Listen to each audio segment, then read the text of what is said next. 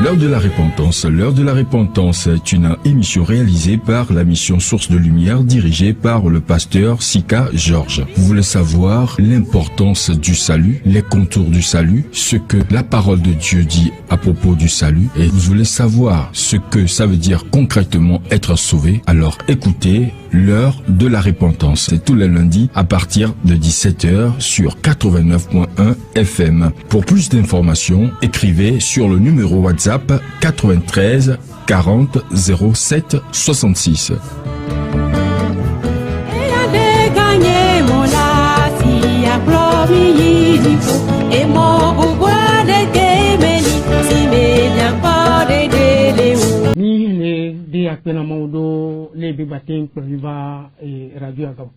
Nous remercions le Seigneur de la manière dont il nous a conduits ici à Radio La Grâce. Nous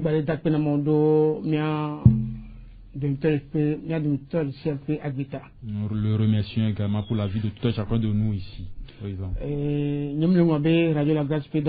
n'oublie pas les ouvriers de Radio La Grâce. Et surtout les auditeurs et auditrices de cette radio. Et nous allons continuer encore notre enseignement. Je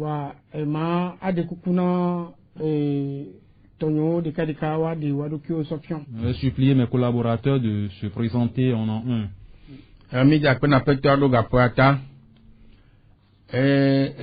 Nkonyenye Jasivera Jevi eye muni prola l'église baptiste biblique Maranatha la Goye Anokui. Je me nomme Jasivera Jevi et je suis pasteur à l'église baptiste biblique Maranatha de Ague Anokui. Je salue ma femme, mes enfants et tous les membres de l'église. Merci. Moi, c'est l'évangéliste Pascal Gallet. Et je salue ma femme, mes enfants et tous ceux qui me connaissent et aussi bien que tous ceux qui nous écoutent. Merci beaucoup. Après, maman. J'autorise maman à saluer une deux personnes et les membres de notre église. Je veux remercier tous les auditeurs et auditrices.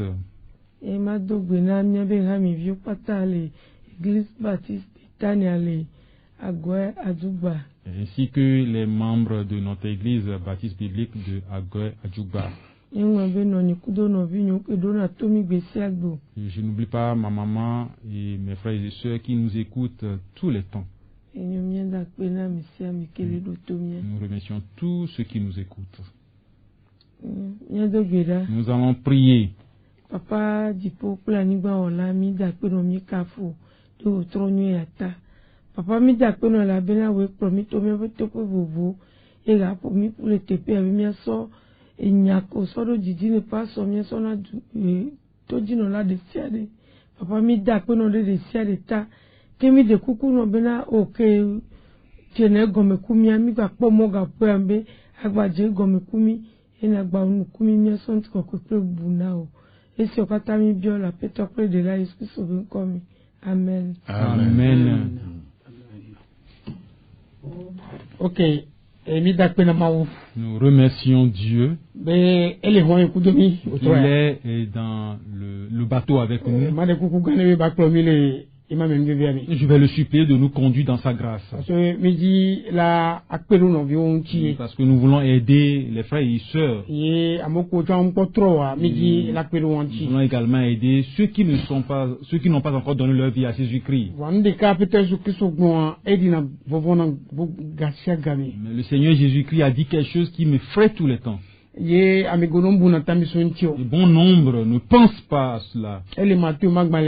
Et ça se trouve dans l'évangile de Matthieu. Dans le chapitre 7. Il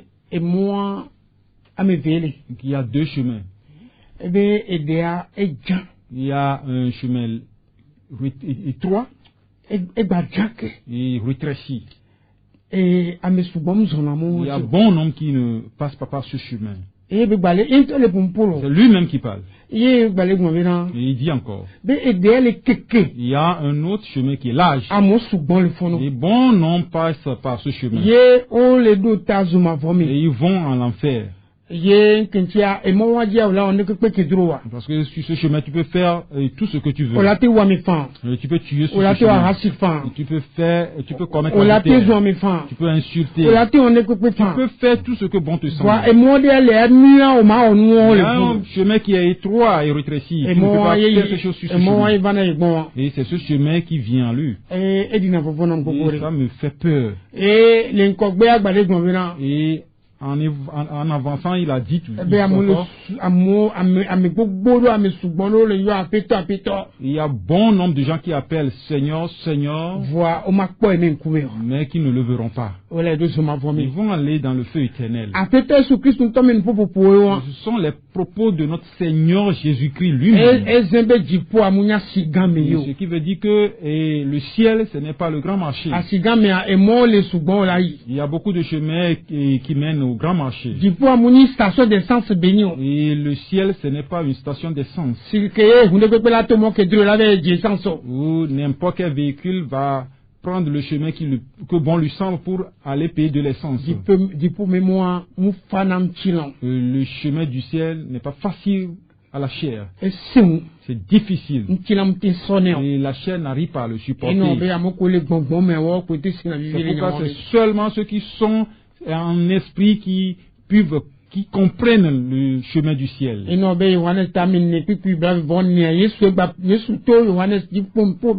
C'est pourquoi dans Jean 4, verset 24, Jésus-Christ a passé par Jean pour parler. Il dit que Dieu est esprit. Et que ceux qui veulent l'adorer, l'adorent en esprit et en vérité. Et nous sommes en train d'adorer un homme ou quelqu'un qui est spirituel. Nous n'adorons pas quelqu'un qui est charnel. Donc nous devons quitter les cantates, les concerts de la chair pour marcher en esprit. Donc en passant par ça. Et cette soirée, nous allons parler du premier devoir qu'un croyant ou un disciple de Jésus-Christ doit accomplir. Et c'est pour ce devoir, ce travail que lui, Jésus-Christ, lui-même est venu sur cette terre. Quand il est venu faire ce travail. Et il est parti. Il est parti dans des difficultés. Il est venu dans des difficultés. Et il est ressuscité. Il nous a donné la joie. Il nous a donné l'espérance. Il nous a donné la liberté. Que nos pensées demeurent sur le ciel. Ce que nous trouvons dans Colossiens 3, verset 1, 2, 3. Il dit que quand nous sommes ressuscités avec lui, tous ceux-là qui sont ressuscités avec Jésus, ils doivent avoir leur pensée au ciel quotidiennement. Il n'a pas dit d'avoir nos pensées sur les choses de ce monde. Parce que nous ne sommes pas de ce monde. Vous qui nous écoutez cette soirée, je dois dire que tout ce que nous disons ici est spirituel. Nous ne parlons pas de la chair. Je veux un peu déranger Pasteur Adjevi cette soirée. Je vais lui poser cette question et il va me répondre. Et les questions que je veux lui poser, et vous qui nous écoutez, je crois que vous aussi vous allez nous écouter. Je vais te poser cette question. Qui va nous conduire dans notre enseignement. Je veux te poser cette question. Si quelqu'un va manger, si quelqu'un va s'habiller, si quelqu'un va boire, qu'est-ce que la personne là doit faire? Bien.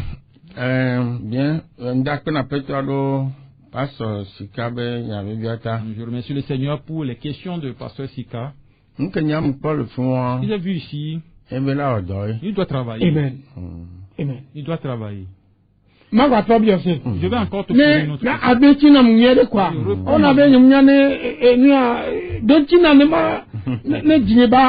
faut nous donner des réponses convaincantes. Un homme, et celui que Dieu a créé, il doit manger. Il doit s'habiller. Il doit boire. Il doit payer une maison.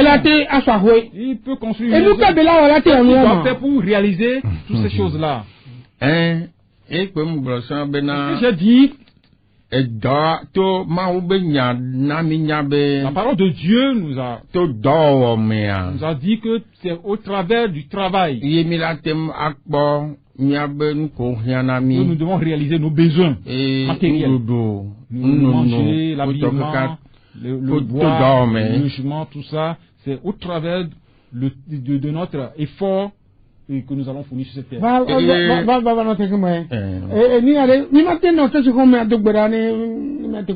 peut pas rester dans une église prier pour réaliser ces choses-là. Il y a en vérité certains Jésus-Christ a dit de prier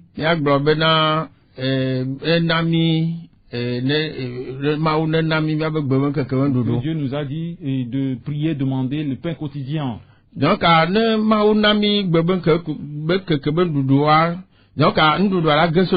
et si Dieu nous donne le pain quotidien, est-ce que ça va descendre du ciel? Ça ne va pas descendre du ciel. Tu dois travailler avant de gagner ton pain quotidien. Tu dois travailler avant de trouver de l'argent pour acheter ce que tu vas manger. Dans 2 Thessaloniciens, Paul dit là-bas que si quelqu'un ne travaille pas, qu'il ne mange non plus.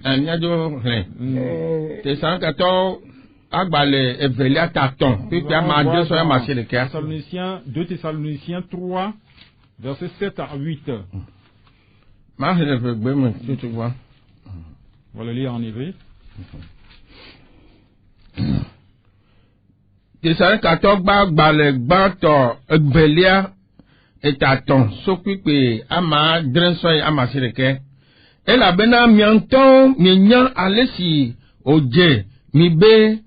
Mia somi elabena miewo yaka saka le miadomo o eye midu abolo dro le amerde ke bo o ke bo hun miecho agbagba jeje ple kutri kuku wodo zan ple keli bena miaga zo agba na miadomo amerde ke o menye de Nsemele miasi o ke bohun bene miawo miadoku podem na mi bena miasromi.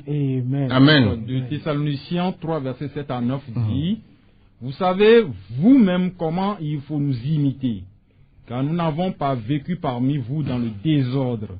Nous n'avons mangé gratuitement le pain de personne, mais dans le travail et dans la peine, nous avons été nuit et jour à l'œuvre pour n'être à charge à aucun de vous.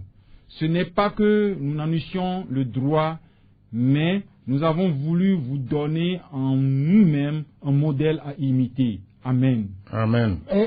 Paul est pour le dire. C'est Paul qui parle. Il n'est pas allé dans une église pour prier pour que le pain quotidien. Mais aujourd'hui, pourquoi les gens le font? Nous confions dans les révis. Ayez les blancs. Il y a ces enseignements aujourd'hui qui détruisent l'œuvre de Dieu. Et ils invitent des gens dans des centres de prière. Vous allez voir que toute la semaine, les gens vont demeurer dans des églises pour prier. Ils vont abandonner leur travail. Ils vont abandonner leur marché. Et ils s'en vont prier. Ezebe donc a fiel bébé non so musiano que autre dit me pouvoir donc et nous banto le pas gbemer quoi ne masina ko le grand. Donc quand je peux comprendre le plus important de dans leur vie. Et comme ils abandonnent ce qu'ils doivent faire, leur travail, ils s'en vont rester là-bas. Pour eux, c'est ce qu'ils doivent manger qui est le plus important. Ne sont-ils pas des insensés? S'ils ont suivi leurs dirigeants, ils l'ont conduit, ils ont suivi leurs dirigeants, ils suivent leurs dirigeants aveuglement. Pauvre alors, et compte tenu de ces faux enseignements, ce sont approuvés de plus. Les Thessaloniciens au globena Jésus Christ au Java magijima apôtre Paul te gbo maunya le donc dans 1 Thessaloniciens, l'apôtre Paul même a dit que Jésus-Christ reviendra incessamment. Ils n'ont pas compris ce que Paul a dit. Ils ont cru que c'est quelque chose qui va se réaliser dans quelques temps. Et certains ont refusé de travailler. Ils ont vendu choses, et attendant que Jésus-Christ vienne les prendre ou les enlever. Et ils ne vont plus travailler. Le conseil que si quelqu'un ne travaille pas, qu'il ne mange non plus. Et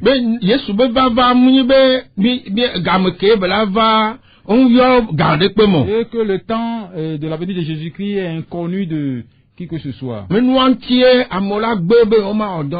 ce n'est pas pour cela que les gens vont refuser de travailler. Si tu travailles, quand Jésus-Christ arrive, il va te prendre. Donc, les faux enseignements, les hérésies, ils vont abandonner leur travail, ils vont rester dans des églises pour prier. Pour trouver des richesses, il faut travailler. Mais pourquoi l'apôtre Paul dit ici que nous-mêmes nous avons travaillé. Un modèle à suivre.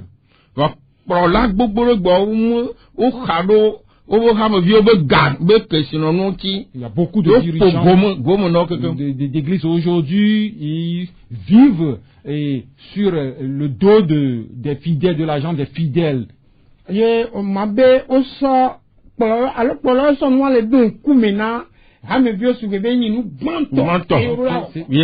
sont les leaders là qui imposent ou enseignent ces choses aux membres d'église comme étant le plus important, ou la première chose à faire. C'est ça. Mais la Bible a encore dit quelque chose. Elle dit celui qui ne travaille pas, qui ne mange pas. Celui qui ne travaille pas, qui ne mange pas. Est-ce qu'ils vont travailler dans les églises? Ils vont chercher le travail à l'église. Ne pas être paresseux. C'est la paresse. Même est paresseux. Il ne peut pas imposer ces choses-là aux membres de l'église aussi. Dans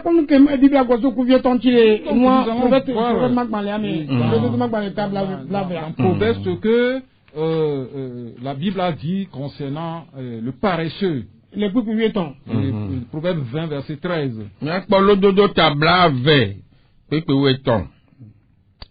On a mis le fier bena mega yipi long allons don akpa ne na gahe o won kune chite ekema abolo abodasio. Amen. Amen. Proverbe 20, verset 13 dit, n'aime pas le sommeil, de peur que tu ne deviennes pauvre. Ouvre les yeux, tu seras rassasié de pain. Amen. Amen. Le paresseux ne sommeille. Dans la Bible, il y a tout. La Bible comporte tout. Le paresseux ne fait que dormir. Qui a laissé ses marchandises, il est allé rester dans l'église bel et bien, mon aîné et il va demander à Dieu de lui donner du l'aîné mon loup, de lui donner du riz, l'aîné gars, de lui donner de l'argent. et toi tu vois, mais gars, mes droits pour moi. Parce qu'il y a un coffre à l'église où on peut retirer de l'argent. Ah, mais toi, on a un tas de choses d'aller, vous allez voir certains pasteurs qui ouvrent les portes de l'église toute la semaine. Dans les vieux et vieux, ils vont retenir les membres dans cette église durant la semaine. Allez en Europe ou aux États-Unis voir. Vous allez voir comment les églises se comportent. Il y a certaines personnes qui vont travailler. Et les membres doivent aller travailler.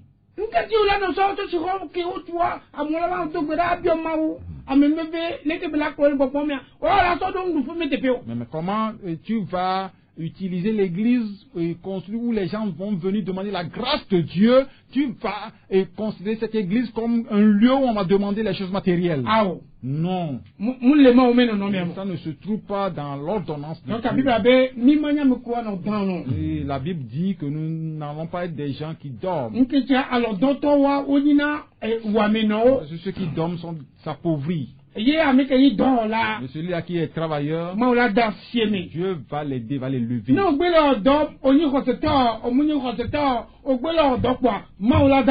Et tu es disciple de Jésus-Christ ou non, si tu travailles, Dieu va t'élever. Par exemple, nous voyons les musulmans. On voit comment ils travaillent. Ils trouvent de l'argent au pied. Nous disons, nous adorons Christ. Et nous sommes appauvris. Alors que nous devons être des vrais riches. Et c'est à nous qu'on a fait la promesse. Dieu dit qu'il ne va pas nous abandonner. Comment tu vas rester sans travail, Dieu va t'élever. Tu laisses ton travail, tu vas prier, tu vas dire Dieu va te bénir. Peut-être que c'est au Togo que je suis en train de voir ces choses-là. Vous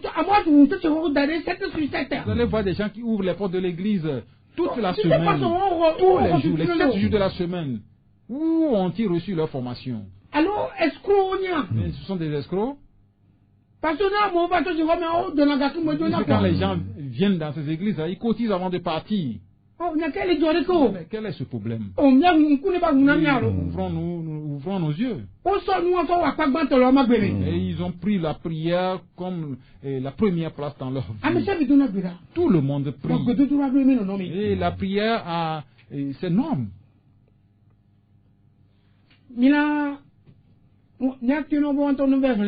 Et tu sais pas balaisement toi tamine et puis donc nous allons leur dire d'aller lire 1 Thessaloniciens 4 versets 9 à 12.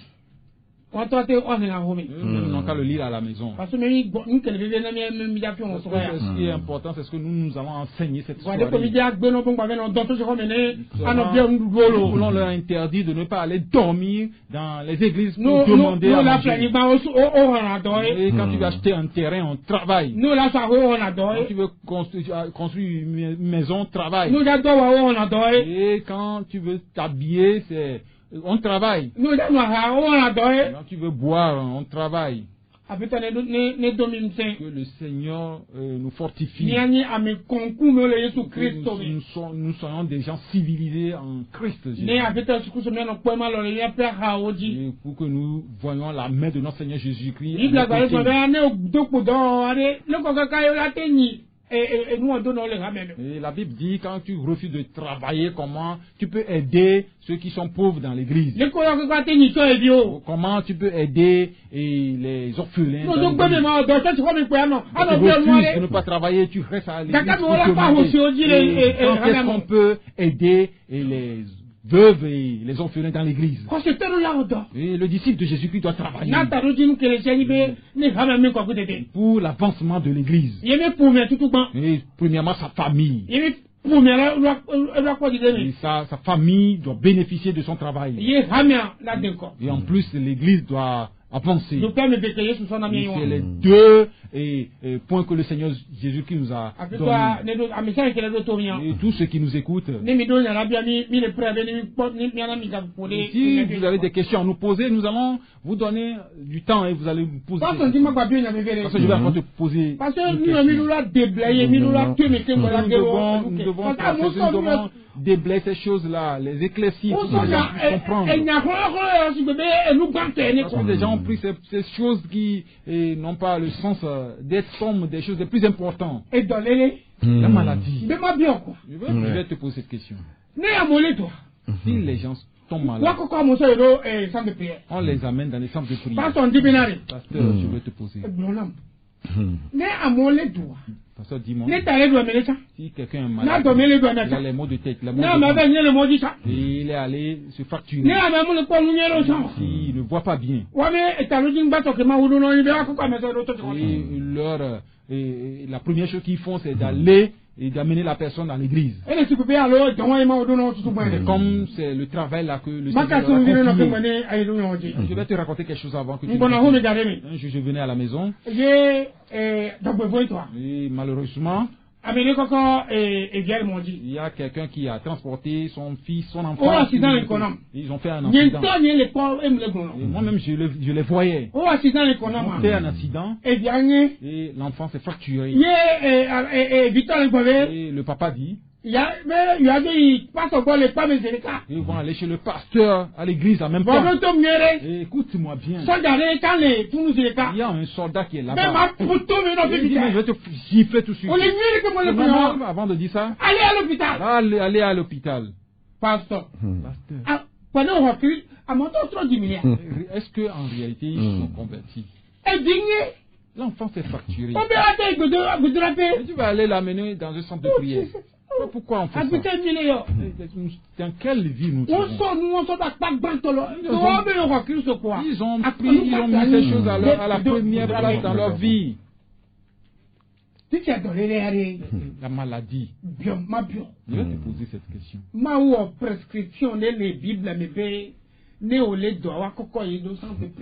Est-ce qu'il est écrit dans la Bible que si tu es malade, on va t'amener dans un centre de prière? C'est ce que je veux te dire. J'ai vu certains enchaînés et ils étaient sous la pluie. Et on les frappe. C'est un centre qui se situe sur la route d'Anehor. Ils sont dans un centre de prière. Et j'ai vu un autre centre de prière. Ils sont encore enchaînés. Ça se trouve sur la route de Tchélie. Qu'est-ce qui se passe comme ça? Est-ce que ça se trouve dans la Bible? Les auditeurs qui nous écoutent. Et continue, après je vais te toutes ces choses. C'est des mauvais enseignements. Certains pasteurs enseignent. La maladie. Nous tous nous savons que c'est Dieu qui guérit. Mais Dieu a institué certaines personnes sur cette terre. Guérir l'homme. Ce sont des infirmiers. Quand la maladie arrive, l'enfant de Dieu peut prier. Il peut prier. Mais il doit aller également à l'hôpital.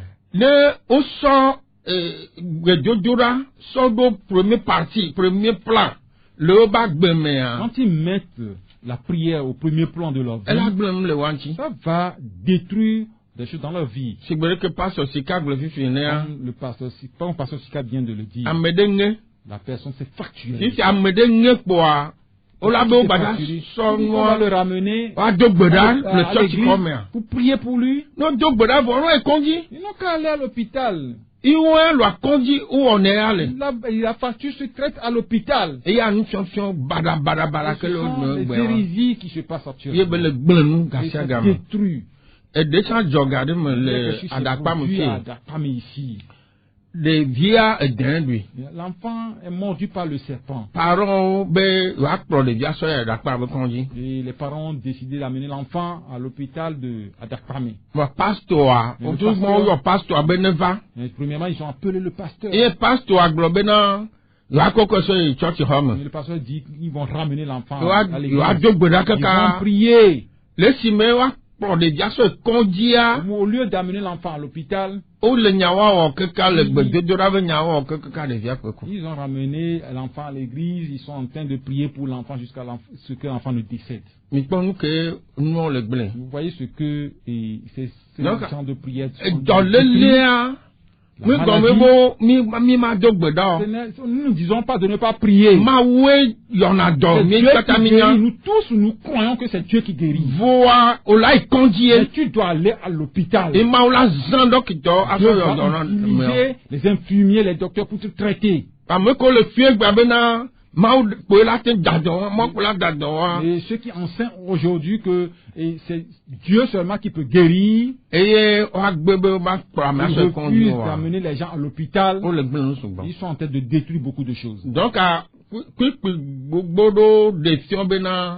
il y a beaucoup de versets qui démontrent que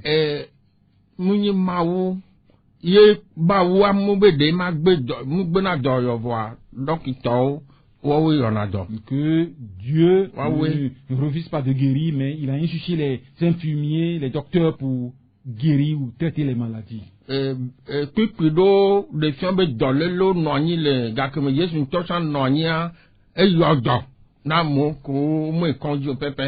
Quand Jésus-Christ est venu, il a guéri certains qui ne sont même pas allés à l'hôpital. Donc, la dispensation, donc les dispensations, la dispensation au temps de Jésus-Christ est différente de la nôtre aujourd'hui. L'église avait il va pas apôtre Paul là, avec Donat Beda, il y a mon plan d'oyoa, apôtre Paul va pas donner, et blindé. Nous voyons qu'au temps des apôtres aussi, ils guérissaient, les miracles se produisaient. Même l'apôtre Paul qui guérissait beaucoup de malades, il a laissé certaines maladies qui n'ont pas été traitées par la prière. Nous allons voir 2 Timothée 4. Et 4. 2 Timothée 4. Verset 19. Verset 19.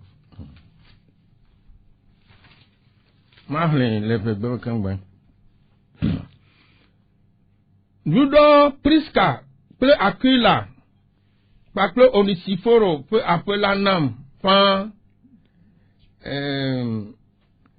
ok, ça flatte, vas-y, oui, verset 20, oui, Erasto, Nocorinto, Trophimo là, mais Bende Mileto, oh le dolem. Mais 19 à 20. Ok, nous allons lire 2 Timothée 4, 19 à 20. Et le 19 dit, salut Prisca et Aquilas et la famille d'Onésiphore. Le 20 dit, Eras est resté à Corinthe et j'ai laissé Trophime malade à Milet. Amen. Amen. Mais Paul le film. Apôtre Paul Bey d'Assis Trophine et le devoir et blindé. À Milet.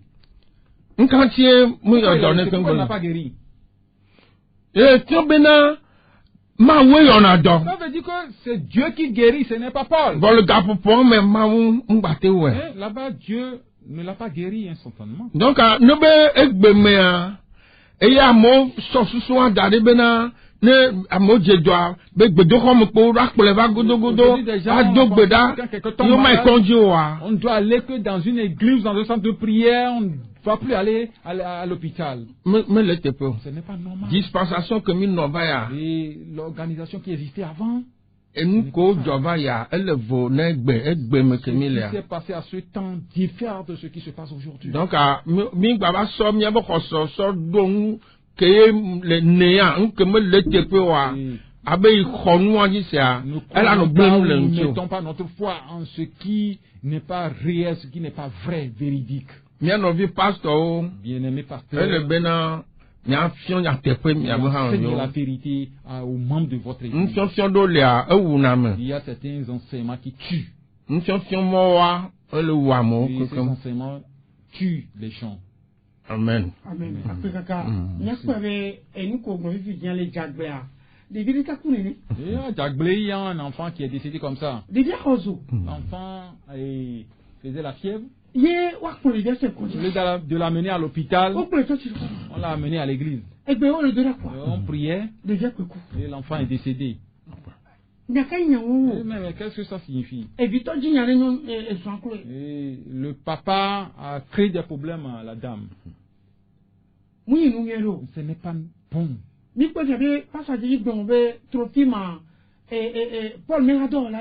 Trophime était un collaborateur de Paul. Mais dans leur cheminement, quand ils allaient à l'évangélisation, Trophime en chemin est tombé malade. Et Paul n'a pas de temps pour lui. Il l'a laissé là-bas. Il y a une autre personne. On appelle Épaphrodite. Lui aussi, c'est un collaborateur de Paul. Tu lis Philippiens 2, verset 26.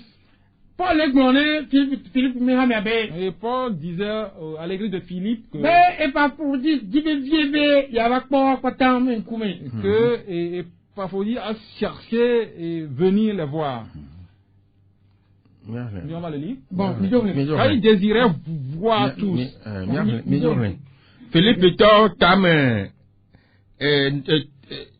Philippe Victor tam vécu que blave voir à temps sauva blava de mia comme ça.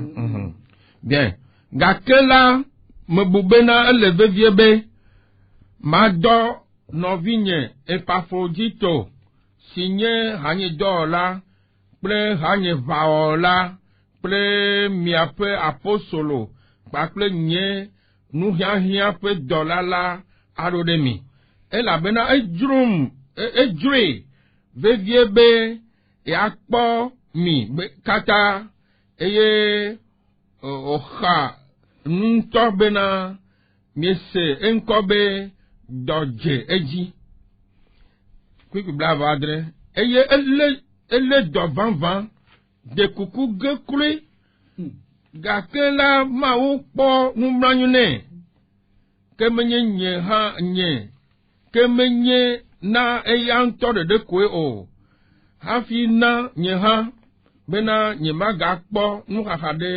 nuhahadi o eyanti medreda kaba u bena ne miaga kpo la miakpo jijo eye nye ha nye nuhaha jina ga ka ade akade eyanti la mi khwele apetola me ple jijo kata emi bu amesiawo togbe. Amen. Amen. Philippiens 2 verset 25 à 27 dit: J'ai estimé nécessaire de vous envoyer mon frère Épaphrodite, mon compagnon d'œuvre et de combat, par qui vous m'avez fait parvenir de quoi pouvoir à mes besoins, car il désirait vous voir tous, et il était fort en peine de ce que vous aviez appris sa maladie. Il a été malade en effet, et tout près de la mort, mais Dieu a eu pitié de lui, et non seulement de lui, mais aussi de moi, afin que je n'eusse pas tristesse sur tristesse. Amen. Amen.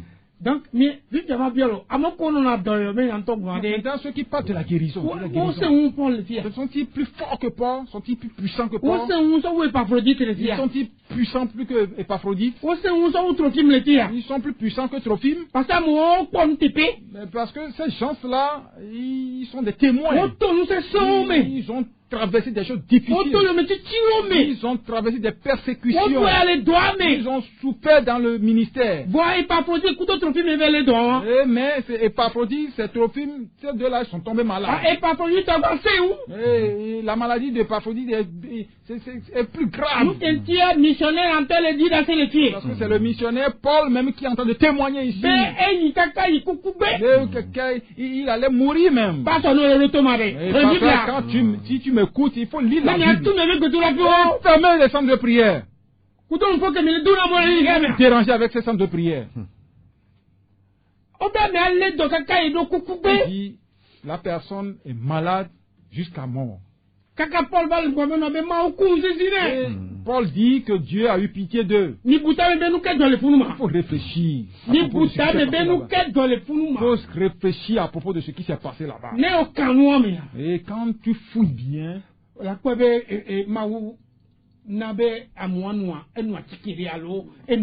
et peut-être tu vas voir que Dieu a permis à ce que ces gens-là où ces personnes sont traitées par des produits ou des médicaments. Parce que nous avons raison, parce que Lucas, docteur,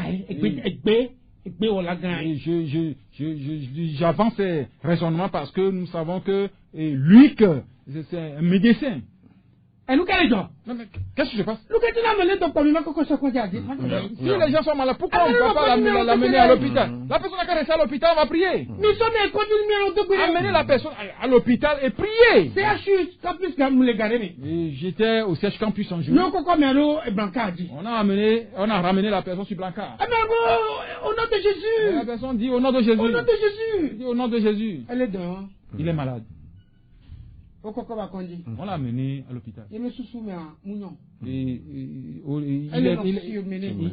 est en train d'être surmené. Et on ramène ces gens-là dans leur centre de prière sous la pluie. Jusqu'à ce que la personne là ne soit détruite. Mais quand la personne va à l'hôpital, c'est Dieu qui a donné l'intelligence, la connaissance aux médecins. Ils vont voir comment le traiter. Et le nom de Dieu sera encore loué. En vain, les bâtisseurs bâtissent si ça ne mène pas dedans. Et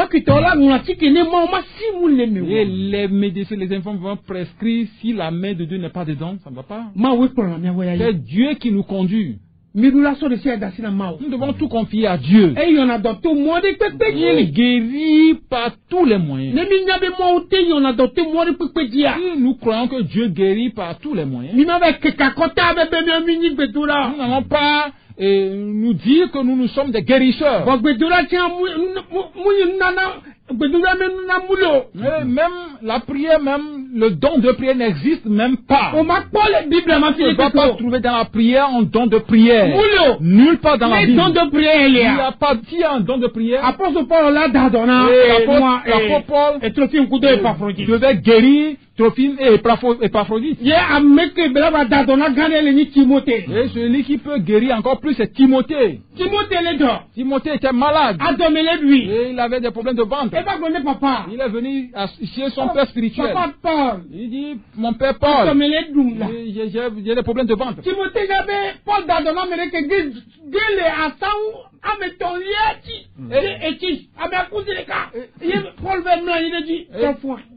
Timothée savait que Paul a ressuscité Eustache qui est tombé du 3e étage et il est mort. Quand il est allé chez lui, Paul lui dit, non, mais je n'ai pas cette force. La force ne m'appartient pas. Et le problème de ventre là, j'ai un peu de vin. Et ça va. Et c'est ce que Timothée a suivi jusqu'à ça. Ceux qui vont lire, ils n'ont qu'à aller lire 1 Timothée 5. À partir du verset 20 jusqu'au verset 30. Non, on ne va pas le lire. Non, à partir du verset 22 à 23. 22 à 23. Voilà. Il faut le lire. C'est Dieu qui guérit. Et toute l'acclamation est à lui. Où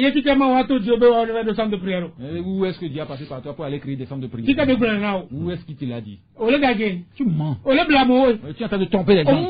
Tu ne connais même nulle part, tu ne connais pas la Bible. Et ce que Dieu nous a envoyé de faire, c'est ce que nous allons dire tout de suite. Nous allons le dire tout de suite. Écoute-nous bien. gens là que vous êtes en train de tromper, vous êtes en train de tuer les gens. Vous avez mis ces choses dans les pensées des gens comme ça. Et ce qui est plus important, ce n'est pas l'œuvre que le Seigneur nous a ordonné de faire. Et si tu t'es converti, tu as un devoir à accomplir. Et la dernière personne que nous allons voir, c'est celui-là qui allait ressusciter le monde. Les suivre. Alors les filles en Nukakaya, mais celui-là qui enseigne. Celui-là que Dieu a conduit dans l'évangélisation, dans l'enseignement. Celui-là que Jésus qui a rencontré, il lui a confié ce ministère. Et Jésus qui a passé par lui pour faire des miracles. Lui-même, il est tombé malade. Il est tombé malade. Il faut, quand tu veux lire, il n'y a pas le lire, parce que nous avons beaucoup de choses à faire. Il est tombé malade. Voilà. Mais Jésus dit, il ne veut pas te guérir. Jésus qui lui a dit directement, je ne veux pas te guérir. Jésus n'a pas passé par des détours. Il dit directement, je ne vais pas te guérir. Ma grâce te suffit. C'est pourquoi va avec ta maladie jusqu'à ce que tu ne meurs. Et il est mort avec cette maladie. Et toi, parce qui toi qui es en train de tomber des gens, tu es plus fort que Paul. Est-ce que tu es plus fort que Paul? Tu n'as pas des malades dans ta famille. On va les membres de ta famille pour les guérir d'abord. Pourquoi tu viens tromper les gens? Vous donnez l'argent à des gens et vous roulez sur leur cerveau. Et ils vont faire des faux témoignages qui sont guéris. Ils vont dire ceci, cela. Il y a des personnes, moi je ne vais pas appeler leur nom. La personne n'a pas. Il est allé à Kara, il dit qu'il fait des miracles. Il a donné de l'argent à la personne. Ils sont allés et fait des plates à la personne. Je ne sais pas si ils ne savent pas que Dieu va les dévoiler. C'est le jour de ton miracle. Il dit c'est le jour de ton miracle. Il est allé et faire des complicités avec lui. Il a oublié que la personne vient d'une maison. Il a réclamé le Seigneur. Il a fait un miracle aujourd'hui. Une fracture, cette soirée, on va lui casser la fracture. On l'a amené la personne sur le côté avec le plâtre. On dit, tu vois cette personne. Et ses pieds vont se rétablir. Les gens sont sortis de la personne là, c'est aujourd'hui, nous l'avons vu, il n'a pas eu. Il a été c'est scandaleux. Et sa campagne d'évangélisation ne peut plus aller à Kara. Mais qu'est-ce que ça signifie? Qu'est-ce que ça signifie? Paul est malade. Jésus dit qu'il ne va pas le guérir. De cette maladie. C'est comme ça qu'il peut le supporter. Papa lui a enlevé. Quand vous voulez les lire, 2 Corinthiens 12, 7.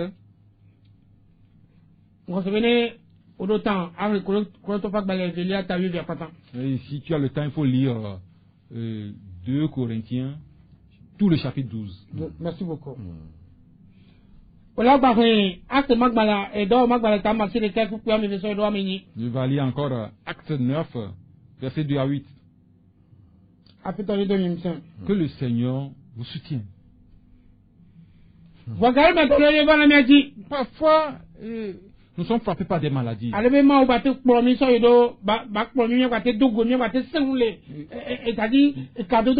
Dieu passe par des maladies et pour nous mettre en communion ou pour rétablir notre communion avec lui. Il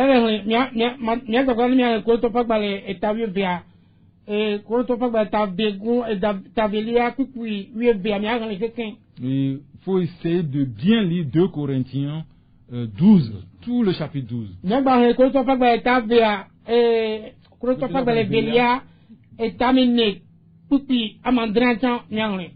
Corinthiens 4, verset 7.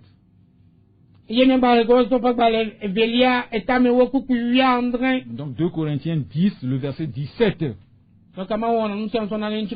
Dieu fait tout pour sa gloire. Que nous soyons malades, que nous ne sommes pas malades, Dieu nous a confié une mission accomplie. Et c'est ce que nous allons voir tout de suite. Que nous soyons malades, que nous soyons en bonne santé, que nous sommes libres, que nous ne sommes pas libres. Le travail que Dieu nous a confié, c'est ce que nous allons voir. Donc nous allons lire Matthieu 4.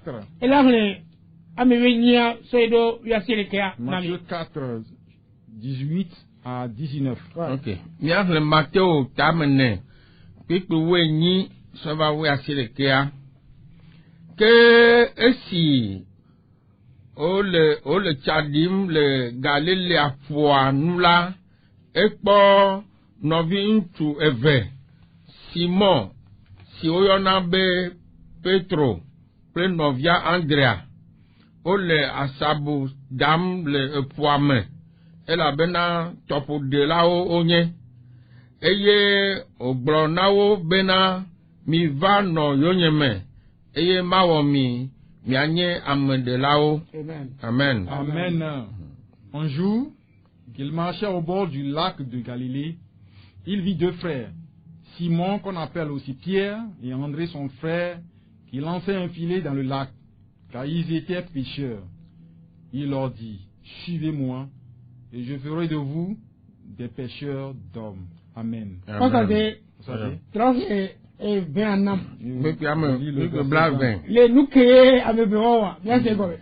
Nous allons voir ce que les 2 personnes-là ont fait. Donc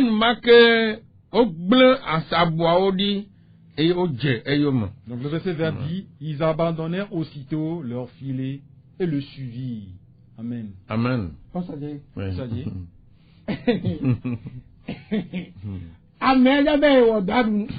La personne est allée travailler pour manger. Mais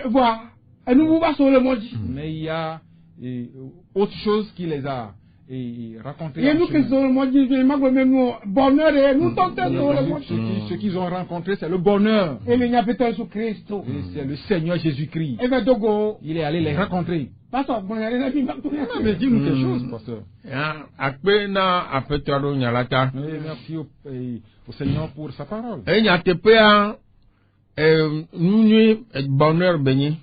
en réalité, c'est le bonheur. Ils sont allés pour leur paix quotidienne. Le Seigneur Jésus-Christ les a rencontrés. Et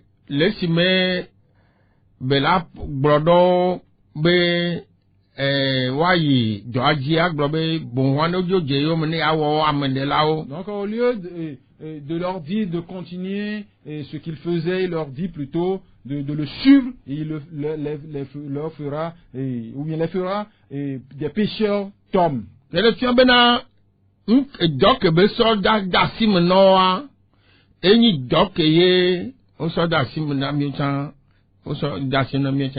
Donc, ce qui signifie que le travail qu'il leur a confié, c'est ce qu'il nous a confié à nous aussi aujourd'hui. Ça ne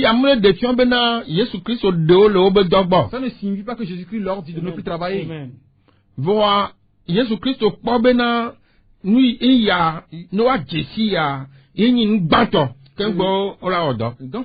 Jésus-Christ a trouvé que le connaître est le meilleur que ce qu'il faisait. Donc, s'ils ont connu Jésus-Christ, leur vie aura un sens. Il y a bon de gens qui n'ont pas connu Jésus-Christ. Ils vont aller en enfer. Donc, il peut avoir des richesses immenses, énormes. Il peut avoir des richesses énormes. Mais quand tu ne connais pas Jésus-Christ, ta vie n'aura pas de sens. Donc, avec Pierre est une bénédiction pour eux. Et le chemin de la vie éternelle est une bénédiction. Donc, si tu es sauvé avant de travailler, et c'est en ce moment que tu auras une bénédiction. Et la personne travailler, ne faire que travailler sans connaître Jésus-Christ. Nous avons dit que travailler est bon.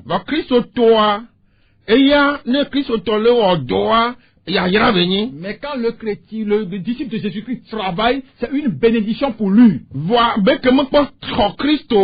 qui n'a pas encore reçu Jésus-Christ, tu peux travailler.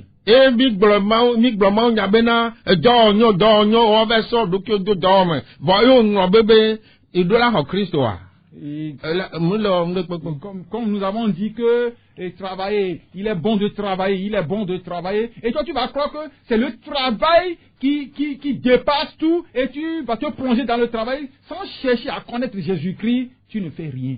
Nous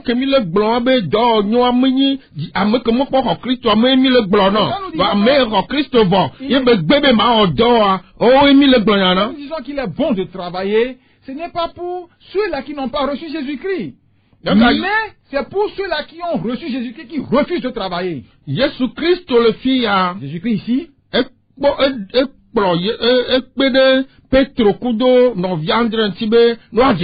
Il a aidé Pierre et son frère André à le connaître. Et c'est la meilleure des choses qu'il a fait pour eux. Donc,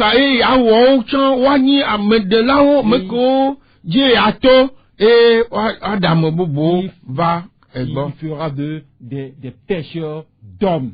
Et ce travail nous concerne également. C'est ce que nous faisons nous aussi aujourd'hui.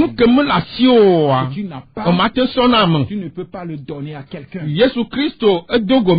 Jésus-Christ nous a rencontrés. Nous qui sommes ici en ce moment. Ce qui est produit dans la vie de Pierre et d'André, c'est produit aussi dans notre vie.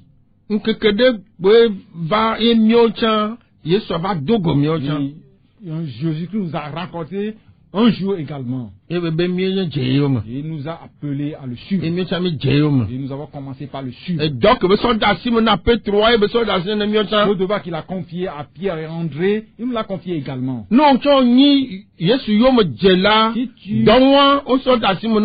Si tu es quelqu'un qui suit Jésus-Christ, on t'a donné ce travail également. Si tu l'ignorais, tu ne fais rien.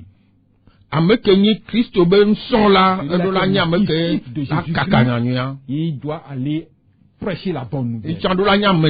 Il doit être pécheur d'hommes. Bon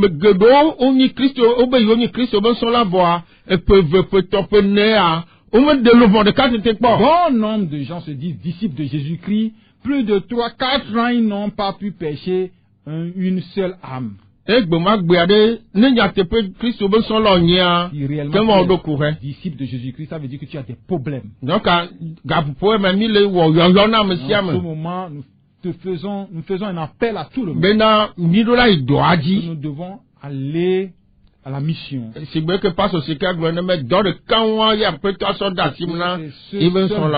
ce travail que Jésus-Christ a confié à ses disciples. Et c'est ce travail qu'on nous a confié également. Et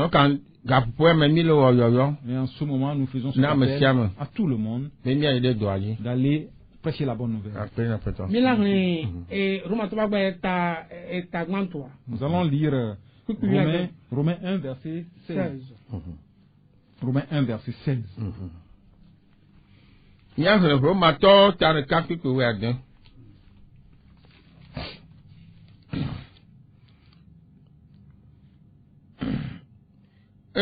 elabena nyanyula mekpem nam o elabena enye mawo pemse sina agbehoho amesiam si hona senala yudato gba plehelato ha amen. Amen. Car je n'ai pas honte de l'évangile. C'est la puissance de Dieu par laquelle il sauve tous ceux qui croient. Les juifs en premier lieu et aussi les non-juifs. Amen. Amen. Et nous avons vu ces paroles dans la vie des apôtres. Ils n'ont pas eu honte. Quand le Seigneur Jésus les a rencontrés à la plage, dans le verset 20, ils abandonnaient leur filet. Ils démontrent qu'ils n'ont pas eu honte. Donc, ils étaient prêts à aller prêcher la bonne nouvelle. Pourquoi toi et moi nous avons refusé? Alors, ou bien tu n'étais pas encore repenti. Comme pourquoi tu vas avoir peur de la prédication de la bonne nouvelle? Pourquoi tu aimes la prière? Parce que tu es un profiteur. Profiteur. Parce qu'on le dit de cloture. Tu veux pour toi-même. Alors, vous n'êtes pas. Ceux qui là, ils veulent pour eux-mêmes. Dieu dit d'aller prêcher la bonne nouvelle. Tu vas prier pour construire une maison. Tu vas prier pour avoir de l'argent. Tu ne cherches que pour celui qui t'a appelé, tu as refusé la mission. Mais je te dis de ne pas avoir honte. Mais tu n'as pas honte de la prière.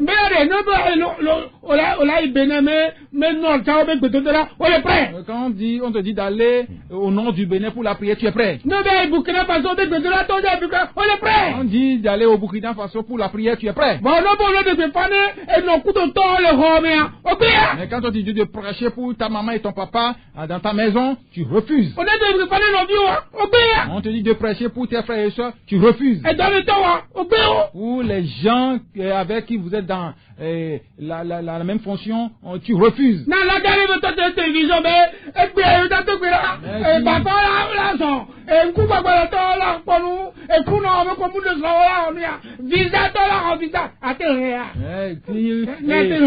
insensé se trouve et se présente à la télévision, dit les infirmes vont se lever, ceux qui veulent des visas vont prendre des visas, ceux qui veulent voyager vont voyager, des succès des maris vont trouver des maris, ceux qui sont malades seront guéris. Tu es prêt?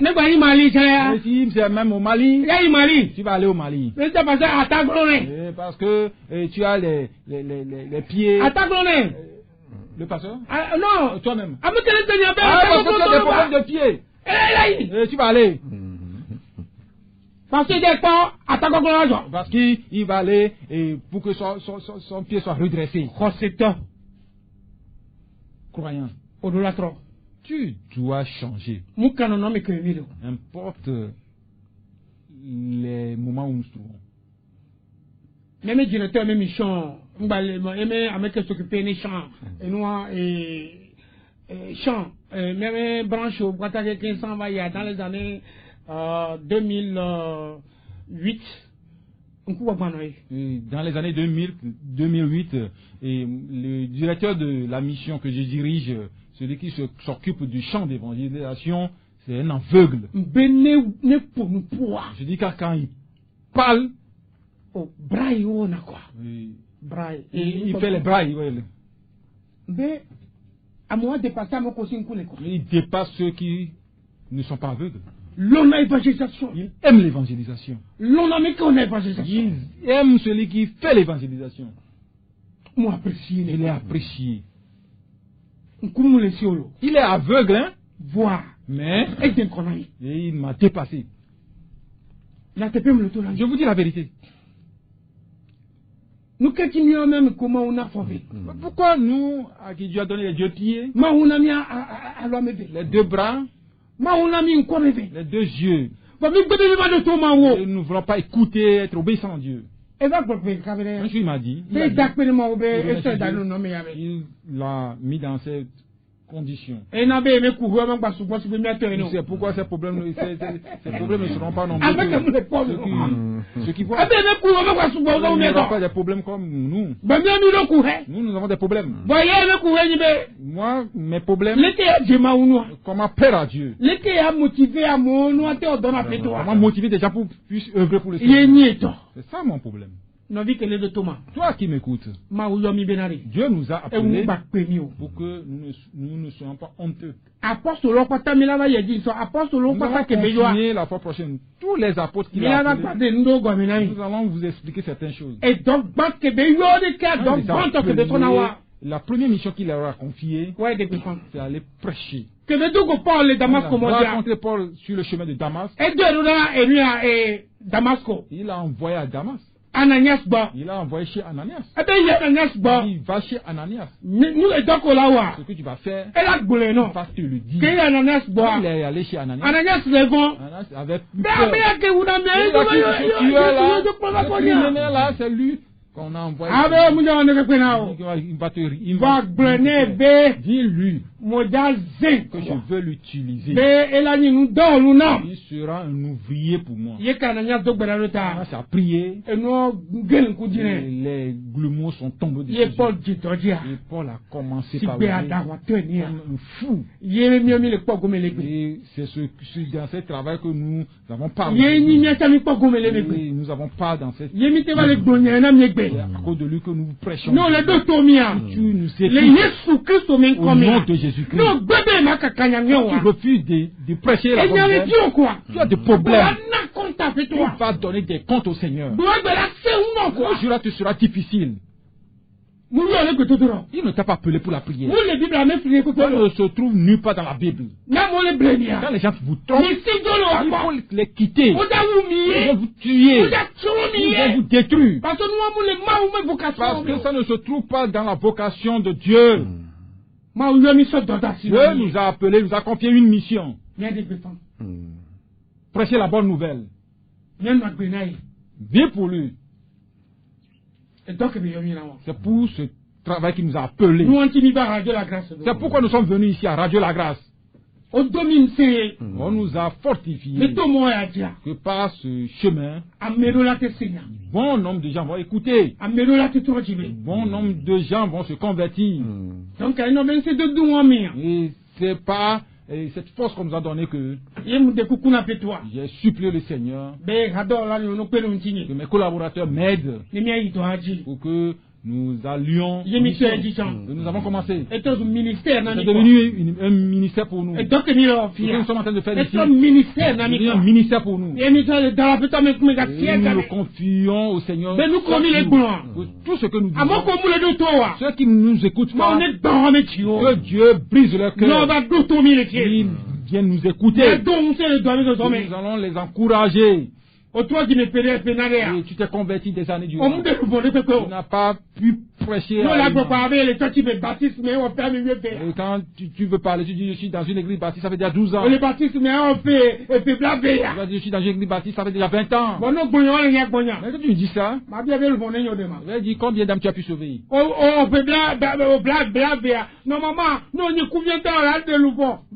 Même si tu as fait 20 ans, si même tu es paresseux, tu dois avoir 20 âmes. Tu fais ce calcul avec toi-même. Un an comporte 12 mois. Et un mois comporte 30 jours. Chaque mois, tu dois avoir une âme. Et à la fin de l'année, tu dois avoir 12 âmes. Merci beaucoup. C'est comme ça doit être. Dis à Dieu. Je ne vais plus perdre les années à venir. Parce que nos années avancent. Nous grandissons. Quand est-ce que tu vas sauver des âmes? Quand est-ce que tu vas faire le ministère? Les gens ont déjà fait 30 ans.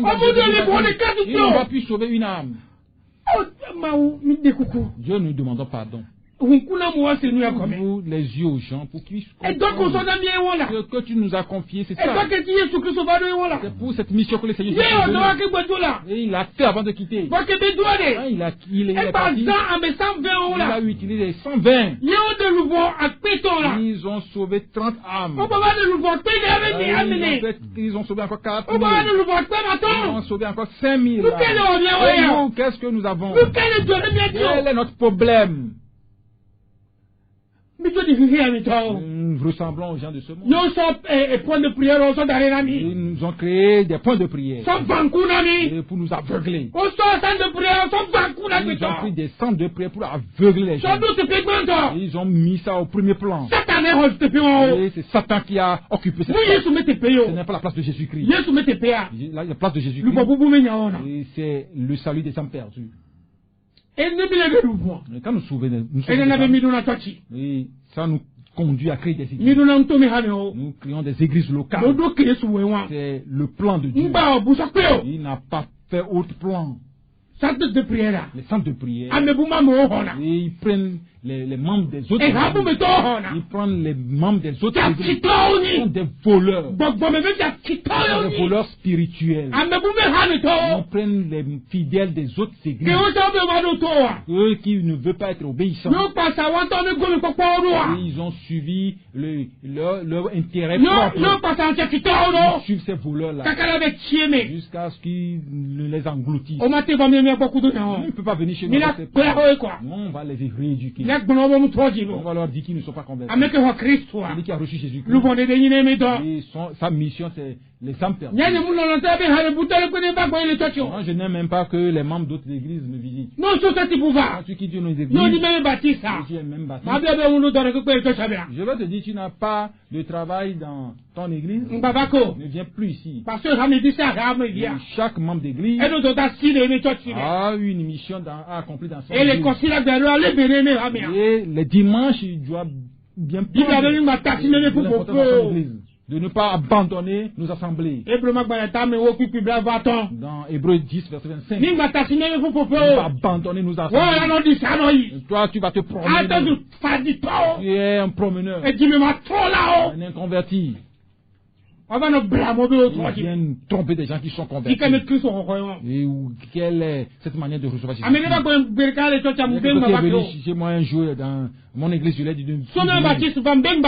Il est venu de l'un de nos églises baptistes. Ce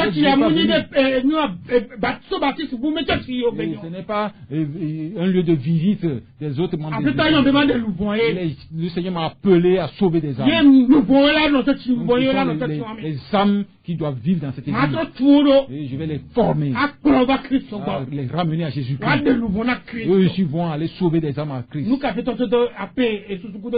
Et c'est ce que le Seigneur a mis dans mon cœur, dans mon pensée. Je ne suis pas venu et récupérer les membres des autres églises. Si tu viens chez moi, je vais te renvoyer. Et viens prendre soin de ton église. Et si nous le faisons ici, nous allons ressembler au ministère. Ils sont là, ils ont des bouches mielleuses, des paroles mielleuses. Nous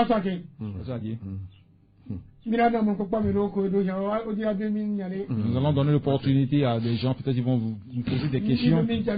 Nous avons quelques 10 minutes. Si tu nous écoutes en ce moment, nous n'avons pas encore terminé. Nous allons continuer le lundi prochain. Il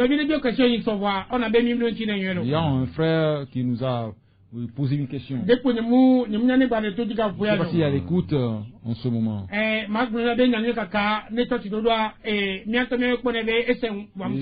Et l'évangélisation et l'implantation d'église, c'est nous qui le voyons comme c'est difficile. Il n'y a pas à dépenser de l'argent. Je dis, les églises primitives, c'est dans les maisons. Oh, si tu es dans ta maison, et tu es en train de prêcher la parole, commencer l'église là-bas. Est-ce que c'est dans les étages qu'on célèbre les on peut célébrer les cultes dans les arbres. Donc, Dieu est Dieu. Quand tu attends de rassembler les gens et Dieu voit que vous allez acheter des terrains. Si tu le fais avec mon cœur, Dieu va toucher le cœur des gens. Et il va faire ce qu'il va faire. Si tu m'écoutes, ne me dis pas que tu n'as pas des moyens pour faire l'évangélisation jusqu'à commencer l'église. Et au niveau des saluts des âmes perdues, on ne croit pas de moyens. Je ne sais pas combien de moyens Pierre et les autres ont eu avant de suivre le Seigneur Jésus-Christ. Frère Ludovic, je crois que le frère Ludovic va nous aider, il va nous ouvrir l'antenne. Donc si tu veux nous appeler sur le Move, c'est le 99 15 29 26. C'est le Move. Move, elle est blanche sur le cœur, voix sur le cœur. Oui, attends, blanc, voix sur le cœur, blanc, voix à gain. Et le Togocel, c'est le 70 14 62 38. Togocel, elle est bladrin, oui, bladrin, vove, bladon, voni. Tu peux nous appeler pour nous poser des questions.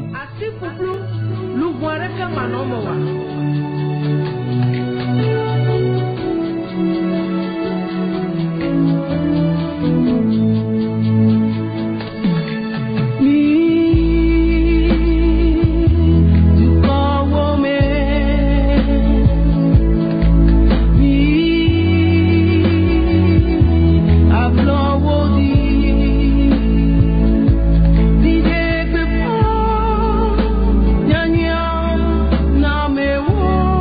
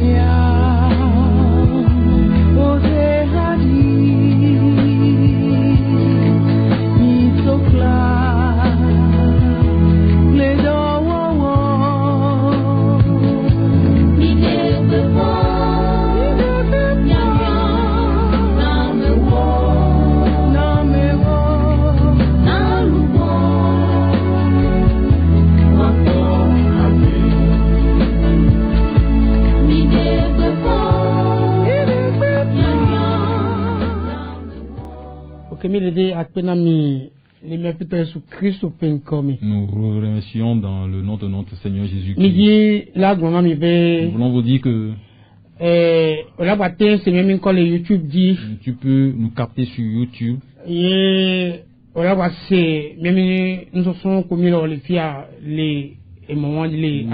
Écoutez l'enseignement que nous sommes en train de développer ici sur YouTube. Quand vous rentrez dans YouTube, donc, là pour heure de la repentance. Vous sortez l'heure de la repentance scolaire. Heure de la repentance. Heure de la repentance point Sika TV. Sika TV. Sika TV. Sika TV. Voilà. TV. Donc, année au bout pour heure de la repentance. Heure de la repentance collée. C'est collé, très bien. Point Sika TV. TV. Merci beaucoup. Donc, on a mis la pomme, mis un message pour vous. Donc, vous allez voir et nos messages là-bas. Abonnez-vous. Et quand vous nous abonnez, vous allez voir tous nos messages là-bas. Et vous allez écouter, le Seigneur va vous accompagner. Et je voulais remercier également les frères et sœurs qui sont abonnés. Et même quand les choses ne viennent pas vite, ils me dérangent. Il y a un de ces abonnés qui m'a écrit l'autre fois. Pourquoi les choses tardent à venir? Je voulais remercier la sœur Dado qui est au Belgique. Et qui nous suit régulièrement. J'espère nos enseignements. Merci pour le cœur que le Seigneur l'a donné. Et tous les frères et sœurs qui nous écoutent ici, vous pouvez vous abonner. Ne disent pas que ceux-là ils sont dans l'enseignement de la parole, c'est la violence, que l'homme ne puisse se comprendre. Nous allons remercier le Seigneur. Nous avons quelques minutes, quelques 3 minutes.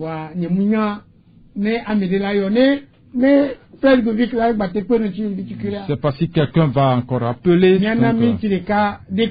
Si le frère Ludovic peut nous aider, nous allons donner seulement accorder 1 minute pour nous appeler sur Blaché que voit chez que lui attend bla voit chez que cela va 14 62 38. Blandre une blade vos pleurs bla ton vo. Frère Ludovic n'a pas madame là a oué nous couteau. Donc après 1 minute et ma femme va clôturer par la prière. Nous sommes à thème.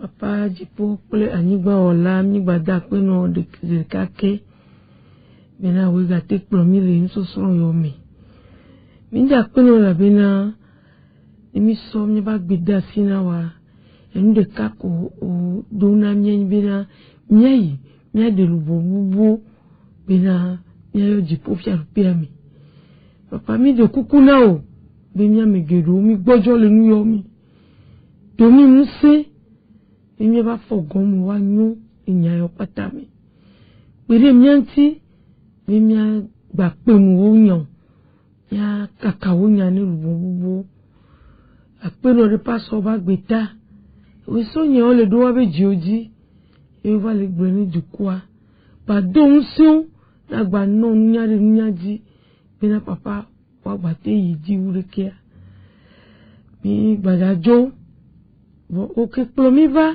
ga pomono ba ga promimia ga jo et vieux que sobo comme do burali. Amen. Amen. L'heure de la repentance. L'heure de la repentance est une émission réalisée par la mission Source de Lumière dirigée par le pasteur Sika Georges. Vous voulez savoir l'importance du salut, les contours du salut, ce que la parole de Dieu dit à propos du salut, et vous voulez savoir ce que ça veut dire concrètement être sauvé, alors écoutez l'heure de la repentance. C'est tous les lundis à partir de 17h sur 89.1 FM. Pour plus d'informations, écrivez sur le numéro WhatsApp 93 40 07 66.